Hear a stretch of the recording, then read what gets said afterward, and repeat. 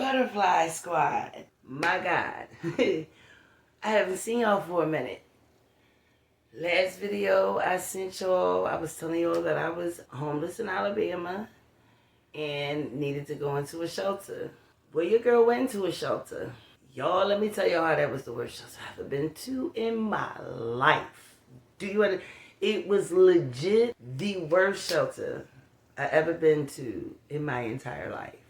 Before I get all into this video, let me tell y'all this. This video is brought to you today by Roomies.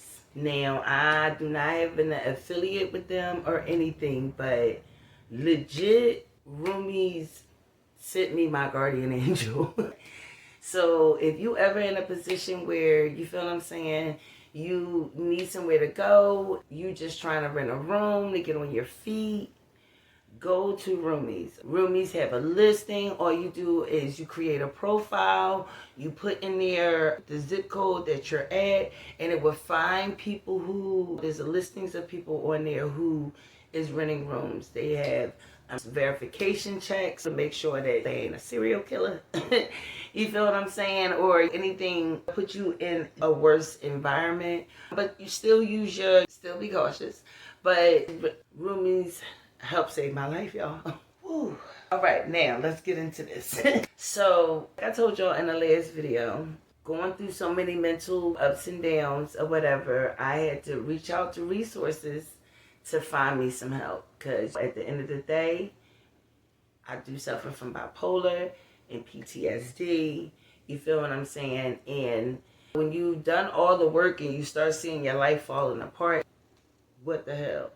And it seems like a lot of people around me was doing their best to comfort me, and it wasn't helping my inside, because it was almost like I didn't have the right to be angry. I didn't have the right to feel how I feel. I didn't, you feel what I'm saying? Oh, just know everything gonna work out. It's gonna be okay. You can get through it. And I'm like, I need to get out of here. You feel what I'm saying? Or something needs to change. Something needs to happen. And when I did not have a clue what to do, I sunk into a depression, but I reached out for help because I started getting thoughts that I knew wasn't healthy for me to have. And so through that process, and let me say this, although I did not like the shelter, I have to be grateful for that transition, otherwise I wouldn't be where I'm at right now. Not even to mention that the ladies that I met there, majority of them were so amazing and so unique, so much laughter, so much joy. It was just like, and even the staff, let me say this, the majority of the staff, and I'm not going to call out any staff's name, I'm not going to do that. I will say the name of the place, but I ain't calling out no staff name, except for Miss Lulu, because Miss Lulu is an angel from heaven. Do you understand me? If she would ever see this video, I just have to say, she's so kind. You feel what I'm saying? Stern, but very kind and very loving. And she would sit and listen and hear you out and really just talk to you with such a sweetness and such kindness. And I absolutely love Miss Lulu completely. And all the ladies mutually feel the same way. I would say that I had more issues with the resident staff there, except for one, than I say about the actual staff. Because majority of them was real genuine. You feel what I'm saying? But I felt like the only issue I felt like I had with them is that they agreed with the rules. And I think it's because they don't know anything different. Because majority of the shelters here, from what I understand, follows these same really strict guidelines. So let me break it down. Get into McKinley, please. Before I get there, they told me over the phone that they do not allow any vapes there. Not whatsoever. And if I need to smoke, I would need to have cigarettes. If you've been watching me for a while, there was no way that I was going to Turkey because I'd have been a hit somebody. I ain't gonna lie. So I now have to have a pack of cigarettes. All right. Then they hit me with but we take them away from you at 4:30. Oh, we take away your phone. Your curfew is at 4:30 p.m. They take away your phone. They take away laptops, tablets, anything of value to you, your pocketbook. Everything. They take it all away, go through all your stuff every single day, and lock it up in the office. So you don't have no access to your phone. You have no access to any of your personal property. You don't get your stuff back until 8 a.m. Now, there were times that they gave it to us early, but they would tell you that they better not catch your phone on until 8 o'clock. You can't go outside to 8 o'clock because they had this beautiful, there's a word for it, foyer or backyard, deck, whatever you want to call it. It was absolutely beautiful back there. It was a waterfall back there, and it was one side you can smoke a cigarette, and the other side you can't. Usually when I was back there, I was in a rant. Do you understand me? Because I've never experienced anything like this. It was such a cultural shock to me because I believe I've told y'all I've been in 4 other shelters in my life. This would have been the 4th time that I've been in a shelter. First time I was 18. The second time I left my mom house at 24. The third time is when I got paroled to Trenton, and I had no choice. They put me in a shelter in order for me to find my way. And the 4th time was this time. First 2 times was with my children. The last 2 times was just me. I know it didn't have to be like that. I know, and I wish that it was someone who I believe would hear me out. But because this is a Bible Belt state, you feel what I'm saying, run by Republicans, we just going hard stop there.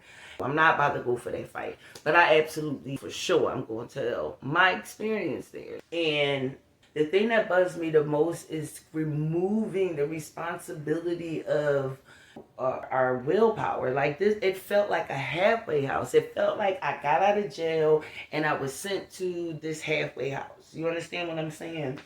To subject us to be constantly every single day going through metal detectors, humiliating, to be fed. Y'all, it's gonna be a part 2. It's gonna have to be part 2. Yo, because let me tell y'all, I was there for 9 days. I got there March 3rd. I left March 11th. Do you understand me? There was no way. You have to stay in the building on holidays. Fridays and Saturdays, you cannot leave the building. Any holiday that come up, you can't leave the building. They had a holiday, and for those who was watching my video and is not in the South, Mardi Gras is big down here. And during the end of Mardi Gras, they have a thing called Fat Fridays. And it is their holiday. So kids don't go to school, anything. So they consider Fat Friday a holiday. So here it is. I come in on a Monday. That Tuesday is a holiday. We locked in. They kept my pocketbook locked in the office. My pocketbook, I wanted to carry my pocketbook around the building because it was so big. So they give us Ziploc bags. Now, I threw my Ziploc bag away, y'all. I ain't gonna even hold y'all. But I'm not gonna hold y'all. Hold on, let me get me some water because my mouth's starting to get dry. Okay. So, waking up next day and being told that my pocketbook is now a Ziploc bag. So anything that I need needs to be carried around in a Ziploc bag, not your pocketbook. Holidays, your pocketbook has to stay in the office. You can pull out your electronics, your bag. This building basically have a kitchenette area. So how do you create a shelter? Say that you provide breakfast, lunch, and dinner, but there's no stove there, so every food relies on someone giving it to you. Okay?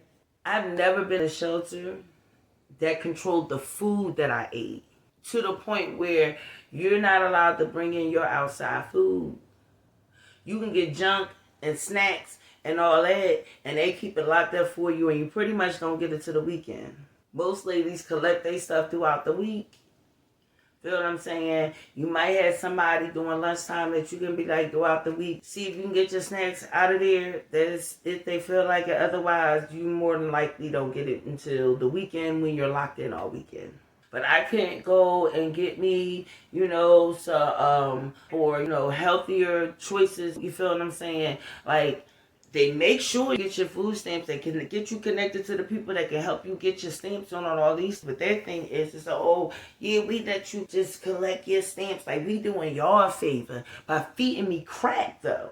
Like I mentioned one of my cousins. She was like, "Yeah, girl, we eat for breakfast." I ain't never in my life ate no rice, biscuits, and chicken for breakfast. Nor do I want to have all that freaking processed starch first thing in the doggone morning. Fried chicken. Excuse me, can't get some cereal and some milk. Can't get no eggs. One of the staff had ride with them, and when I think about it, in hindsight, I don't know if it was set up. I don't know if she wanted to see, because later on it, I became a big topic of conversation. And what is the reason that led to me leaving immediately, and God opening the door for me immediately? Okay, that's gonna be part two. So stay to the end so you understand part two. Y'all, I go with the staff to Chick-fil-A because Chick-fil-A donates food to them. Donate food to McKinley, please. I thought it was corn because it was frozen. She was, oh no, that's eggs. Okay. I ain't had not once since I was there, so I don't know what the hell they do with the eggs, but not once have I had eggs since I was there. Okay. There is no process in our health there. You have women there that are diabetics, that are gaining weight, rapidly living there. There's no thought process into that. They ain't even put a stove in the place. And apparently they moved from a different place to down there. So my first experience in coming there, it just felt like full, complete control of grown women taking control of other grown women and then humiliating them. Telling us it was such a feeling like trying to conform slavery. There's no other way for me to be able to put that because of how it was done. Because it's like you're telling me that taking away my rights as a person and I'm supposed to be grateful for this because I'm homeless? I'm not comprehending.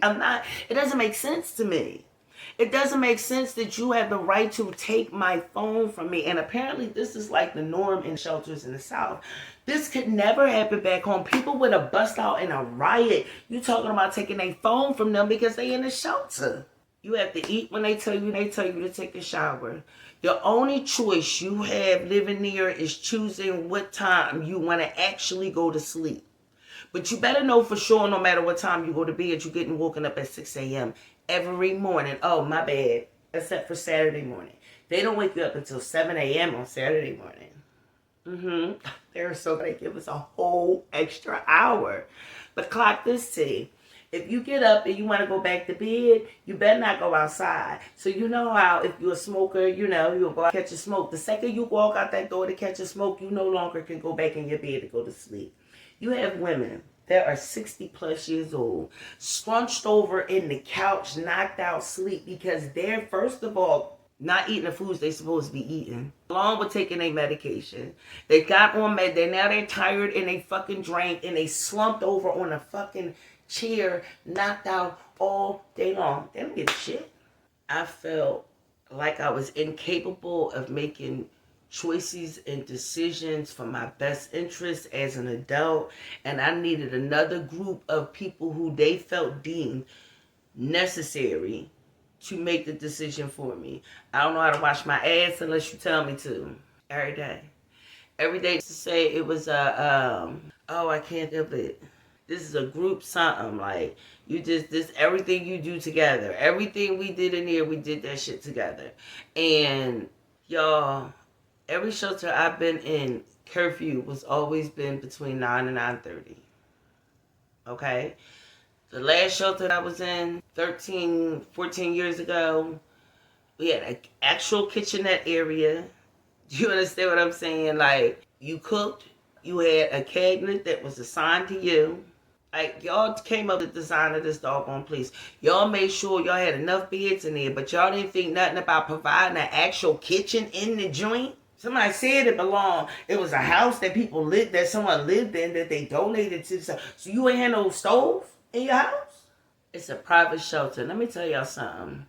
The shelter that I lived in at 24, and I didn't leave until I was 26. I was there for 2 years.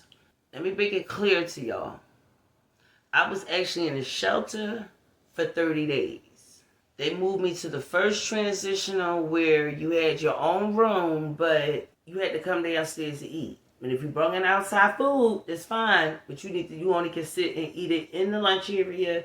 Can't take it back to your, upstairs and, none of that. No, like, you feel what I'm saying? I was there because my pregnancy, I was harvest for my pregnancy. So they wanted me close to staff just in case anything happened. After I had my son, my mom called them and made it very clear to them that I was staying with her for at least 30 days before she allowed my newborn baby to come back to the shelter. They made an agreement with my mom. This is probably the same scenario.